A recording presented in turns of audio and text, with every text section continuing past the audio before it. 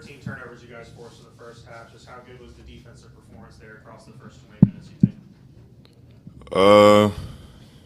Yeah, I mean, that's what they try to do is speed us up, and they were trying to get us to turnover, so we just trying to do, what they were trying to do to us to them. The pace of the game tonight, I mean, how much do you guys embrace that when you go up against a team kind of similar to Alabama where they want to get up and down? How much do you guys embrace kind of the challenge of maybe wearing them down in a game like that?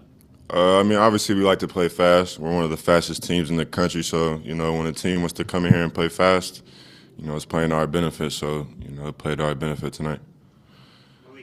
18 points, 9 rebounds, a second straight really big game for him. Just how much of a difference maker is he for you guys when he's playing well like he has been?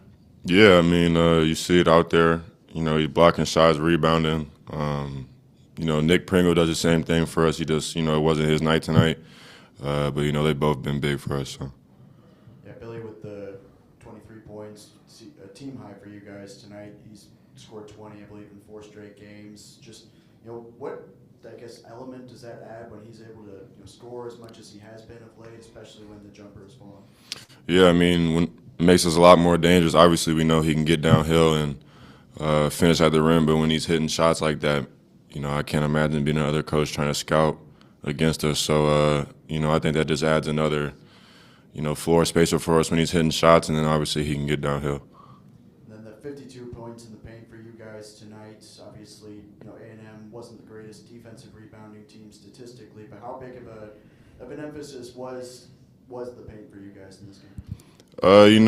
We knew that they were a smaller team. They didn't have as much size as us, so we were just trying to go out there and, offensive rebound and dominate the boards. And, Malik did a good job tonight, both the Maliks. And we were just trying to dominate the glass tonight. First half, you guys just kind of let your defense turn into offense at 13 turnovers forced. What were you guys doing on the defensive side of the ball just to kind of get them? Just trying to have active hands, keeping our hands out, not putting with our hands in our pockets. And, we was getting a lot of deflections, a lot of tips. And it was getting us out in transition. Yeah, you talked a little bit about the offensive glass. You and Malik combined for 11 of those 13 offensive boards. Is that something that you are just trying to take pride in and just have a little bit more emphasis on that going forward?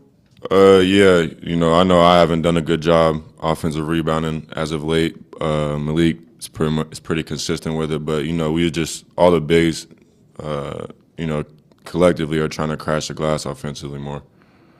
And Darius didn't really have it go in the first half, but really came on that second half. Just what's it like when a guy like him, as young as he is able as the game goes on to get better and better and really take his game to the next level? Yeah, I mean, he's such a good playmaker that, you either got to stop him, from getting to the rim or he's going to make a good pass. So, I mean, he was just making good passes in the first half and, he's just more aggressive getting his shots in the second.